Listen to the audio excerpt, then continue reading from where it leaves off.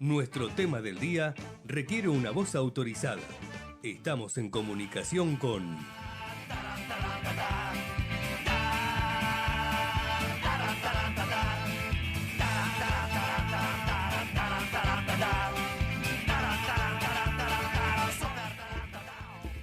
Y uno de los temas más importantes de todos estos días fue claramente el ingreso de leyes, el DNU y demás a la Cámara de Diputados y de Senadores para el tratamiento.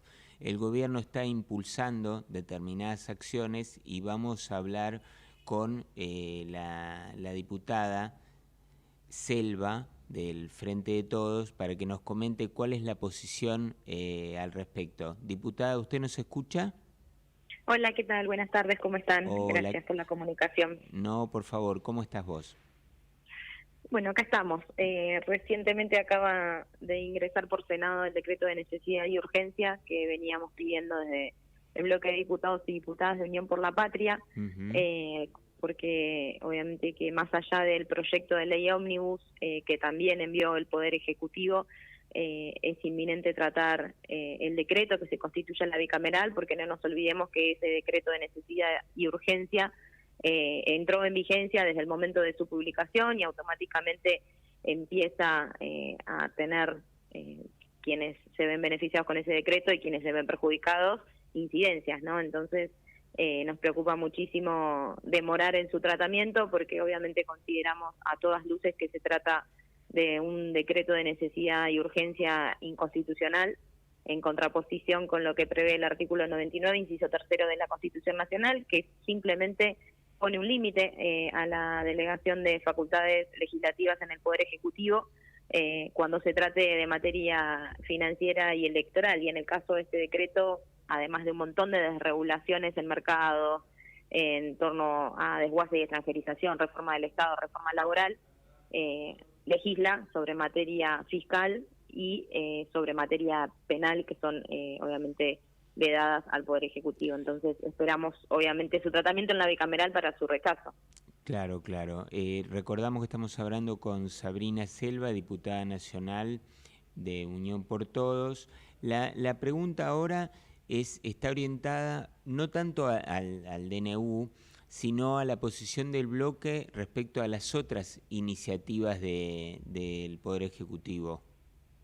Bueno, como te decía, otro paquete de leyes que envió es la ley ómnibus, mal llamada de reorganización para la libertad y etcétera, en donde también es alarmante porque es un proyecto de ley que con 600 artículos que pretenden desde el oficialismo y con también acompañamiento por el resto de la oposición tratar en 3 semanas con un giro apenas a 3 comisiones, cuando la ley toca temas que ameritarían el tratamiento en por lo menos 25 comisiones de las permanentes de la Cámara de Diputados de la Nación.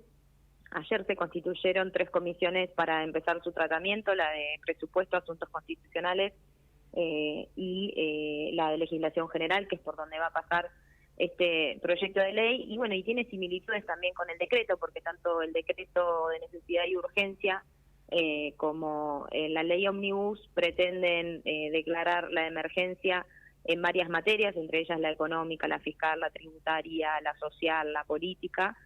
Y sin embargo, en este caso del proyecto de ley, lo que pretenden es avalar la delegación de facultades legislativas en los términos del artículo 76, pero bueno, le da un plazo hasta el año 2025 para esta delegación de facultades y habilita al Poder Ejecutivo Nacional a prorrogar ese plazo, lo cual ahí ya tenemos una primera contraposición con la Constitución, porque la prórroga de la emergencia también es una facultad del Congreso. Entiendo. Ahora, Sabrina, sobre esto, hubo otros presidentes anteriores, inclusive de su mismo espacio, que han pedido este tipo de facultades por distintas situaciones o por distintos motivos, y claramente esta es una situación de emergencia. En eso podrán coincidir, más allá de que no estén coincidiendo en el fondo, deberían coincidir por lo menos que es constitucional el pedido.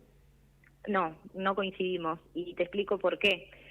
porque injustamente el presidente se contradice, porque primero saca un decreto de necesidad y urgencia en donde no está comprobada ni la necesidad ni la urgencia de derogar o modificar más de 300 leyes por decreto, porque estamos hablando de facultades legislativas que son exclusivas del Congreso de la Nación. Y justamente, como te decía, más allá si se justificara, en todo caso, algún tipo de emergencia, la emergencia la tiene que declarar el Congreso, como fue, por ejemplo, en el caso de la pandemia, cuando Alberto Fernández sacó el DNU en materia también de reorganización y de emergencia.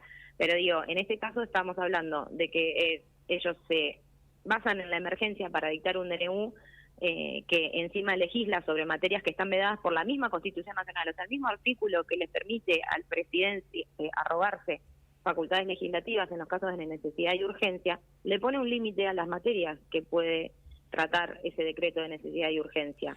Sobre las normas en sí, ¿el desacuerdo es total o hay algo que ustedes puedan rescatar sobre lo que se podría trabajar en conjunto para modificaciones mediante ser aprobado? No, es que estamos hablando de dos cosas distintas y yo creo que no es casual tampoco este avasallamiento de normativa y de pretender, o sea, para mí es una reforma constitucional encubierta porque están pretendiendo modificar todo el régimen normativo. Nos quedan 3 semanas. El presidente solo habilitó el periodo de sesiones extraordinarias hasta el 31 de enero y no dan los tiempos físicos ni la seriedad que amerita el tratamiento de semejante obviamente modificación que quieren hacer. Estamos hablando de 900 artículos que tocan más de 500 leyes, que tocan normas que son de orden público, que tienen que ver con reforma del Estado, que tienen que ver con materia ambiental, que tienen que ver con materia de turismo, que tienen que ver con desarrollo, que tienen que ver con privatización de empresas. Claro, por eso te preguntaba si de todas esas iniciativas que manda el Ejecutivo, vos entendés que no hay nada que sea rescatable.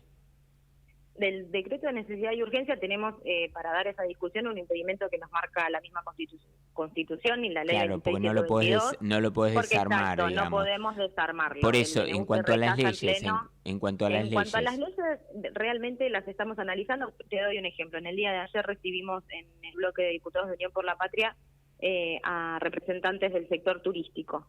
Y ellos nos plantearon, o sea, nosotros estamos abiertos a escuchar, lo que pretendemos es que nos den el tiempo para analizarlo con seriedad. Obviamente que hay un montón de cuestiones que estamos en contra, lo que pretendemos es que sea analizado con seriedad y lo que nos está llevando el gobierno es analizarlo a las patadas en un tiempo muy breve sin pasar por las comisiones que tiene que pasar.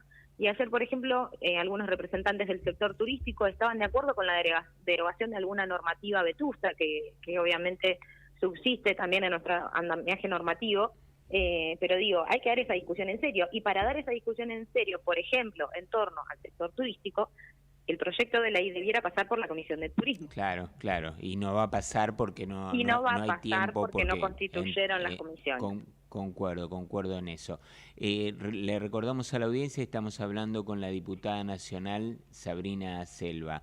La última, Sabrina, y agradeciendo tu tiempo. El gobierno es un gobierno débil, surgido de un balotaje donde si bien se impuso claramente, es un gobierno que a nivel parlamentario y a nivel de representación provincial y municipal es muy flaco. ¿Qué pasó para que un gobierno de este tenor llegue? ¿Es simplemente un déficit del anterior gobierno? ¿Es una situación global? ¿O vos pensás que hay errores que, en este caso, el frente de ustedes han tenido como para que este tipo de gobierno, con esta arquitectura que vos decís, haya llegado al poder? ¿Hay en ese sentido un mea culpa o algún reconocimiento de los errores cometidos? Sí, totalmente. Nosotros obviamente hacemos una autocrítica muy fuerte de que obviamente no logramos transmitir a la sociedad un montón de cosas, sobre todo y en primer lugar desde mi punto de vista, lo que se ponía en juego más allá de los errores que nuestro gobierno soy consciente que tuvo. Creo que el que más refleja esta situación que hoy tenemos es que nos alejamos de la sociedad, ¿no? Del día a día de la gente y de que no supimos resolver muchos de los problemas de la sociedad. Ahora, así como te digo esto, también creo que este no era el camino, porque estamos hablando de todo un andamiaje de normas y de medidas. Claro, sí, que sí, bajo ningún punto de eso vista, ustedes no coinciden y es lógico que no lo hagan, por algo son la oposición más importante. La pregunta que yo hacía tiene que ver con si es simplemente no haber podido transmitir, que sería un problema de comunicación, o realmente con una inflación como venía, con los niveles de pobreza que había reconocidos por el propio INDEC, con los niveles de digamos, que había de indigencia, con la situación volátil a nivel financiera, a nivel de salud, ustedes entienden que no era un problema solo de transmitir o de comunicar, sino un problema concreto que la sociedad vivía. No, totalmente, es lo que te traté de transmitir. Por un lado, que no logramos transmitir lo que se ponía en juego, más allá de los errores que cometimos como gobierno, y que no supimos resolver varios de los problemas que hoy atraviesa la sociedad y que lamentablemente se van a acrecentar y que van a empeorar. Entonces, creo que hay un trabajo para hacer desde el rol que nos toca ahora, pero la verdad que no estamos teniendo por parte del gobierno el espacio para poder darle la seriedad que amerita la cantidad de medidas que están enviando, y no veo de ninguna de todas estas medidas una sola que beneficie a la gente que obviamente se sintió decepcionada con nosotros y por eso no nos volvió a elegir, pero no veo en estas medidas tampoco ni una sola que beneficie a la gente, y todo lo contrario, o sea, con los aumentos que está viendo, la liberación de los precios de la nafta, el precio de los alimentos, el ataque a las economías regionales, al sector pesquero, que bueno, que ahora parece que van a volver para atrás. Digo, me parece que la salida igual de todas maneras no era esta, y nosotros trataremos desde el lugar que nos toca de defender esto, más allá de que nos pasa, mucha gente nos dice dejen gobernar.